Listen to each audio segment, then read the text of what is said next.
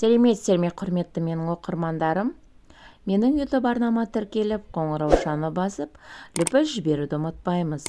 Бүгін біз 3-ші сынып қазақ тілі 95-ші сабақ жаңа тақырып сын есім тақырыбында сабағымызды одан әрмен жалғастыратын боламыз.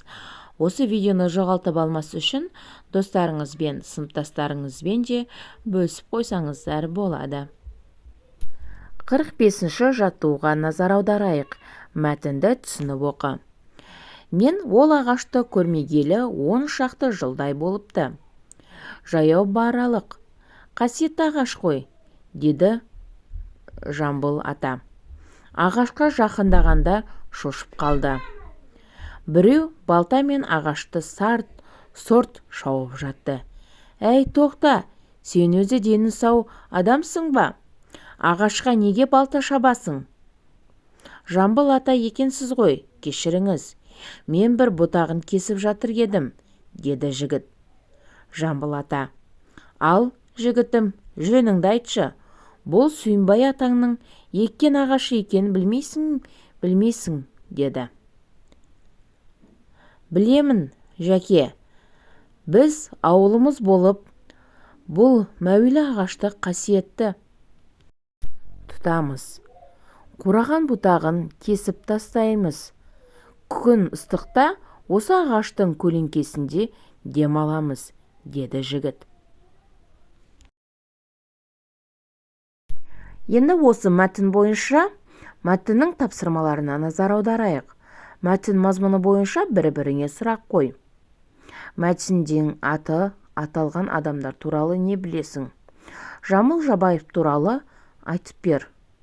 Сүйінбай туралы дерек көздерден ақпарат жина. Мәтіндегі сын есімдерді тап, сұрақ қой. Ал енді сұрақтар қойып үйренейік. Мәтін кейіпкерлері кімдер? Жамбыл ата, жігіт. Жамбыл атаны қандай көрініс шошытты? Ол ағашты бір жігіттің шауып жатқанын көріп шошып қалды. Ағашты кім еккен? Сүйінбай Аронұлы. Жігіт ағашты не үшін шауып жатыр екен? Қураған бұтақтарын кесіп тастап, күтім жасайды екен. Ауыл адамдарының ағашқа деген көз қарастары қандай? Қасиетті ағаш деп санап, күн ыстықта көлеңке ретінде пайдаланған екен. Мәтінде аты аталған адамдар туралы не білесің? Жамбыл Жабаев туралы айтып бер. Сүйінбай туралы дерек көздерден ақпарат жина. Мәтіндегі сын есімдерді тап, сұрақ қой. Жамбыл Жабаев қазақ халқының поэзиясының әйгілі тұлғасы. 20 ғасырдың Гомері, өлең сөздің дүлдүлі, жырау жыршы. Менің пірім Сүйінбай деп, Сүйінбай Аронұлын өзіне бір үлгі ұстаз тұтқан. Сүйінбай Аронұлы әйгілі ақын, айтыс өнерінің майталманы. Алматы облысының Жамбыл ауданына қарасты Қарақыстақ елінде мекендеді. 1815 жылы дүниеге келген. Сүйінбай айтыскер ақындығына қоса эпикалық жырлардың асқан шебері болған. Енді осы мәтіндегі сын есімдер қасиетті, мәуелі, қураған, ыстық және де бұларға қандай деген сұрақ қойылады.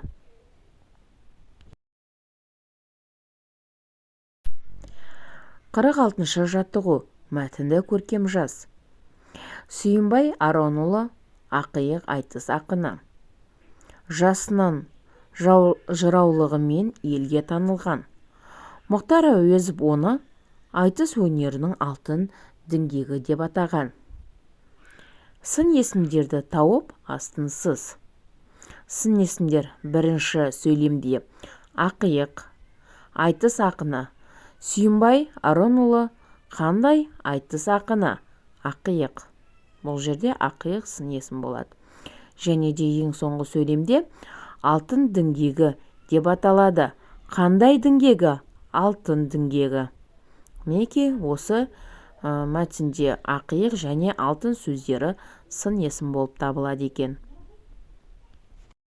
47-ші жаттығу мәтінді оқы, ат қой.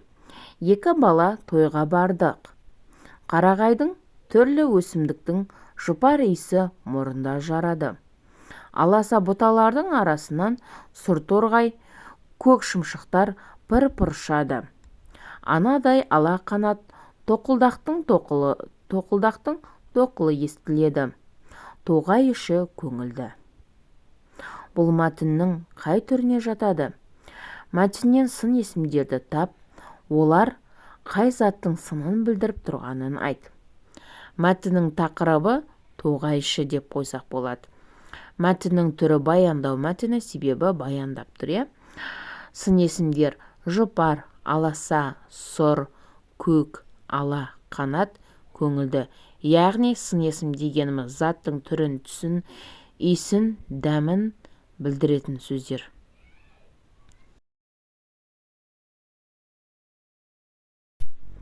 Келесі шығармашылық үзіліс 48-ші жаттығу. Пішімдерге сәйкес әріптерді қойып оқы. Осы сөзді сын есімдерді пайдаланып сипатта.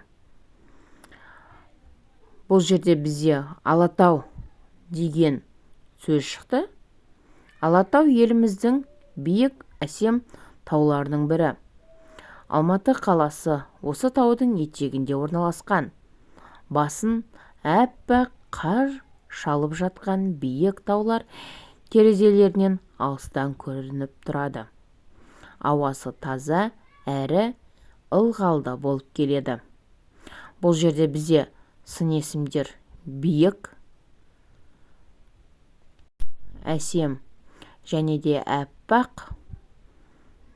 Әппақ деген енді түрін білдіріп тұр. Және де биік деген сөз сын есім бізде биік таулар. Қандай таулар? Биік таулар. Және таза әрі ылғалды. Қандай? Таза әрі ылғалды. Мінекей бүгінгі біздің сын есімге арналған жаңа тақырыбымызды аяқталды. Сабақ өте қызықты болды деп ойлаймын. Осы видеоны жоғалтып алмас үшін достарыңызбен, сыныптастарыңызбен де бөлісіп қойсаңыздар болады. Менің YouTube арнама тіркеліп, қоңыраушаны басып, лүпіл жіберуді ұмытпаймыз. Келесі қызықты сабақтарда кездескенше сау болыңыздар.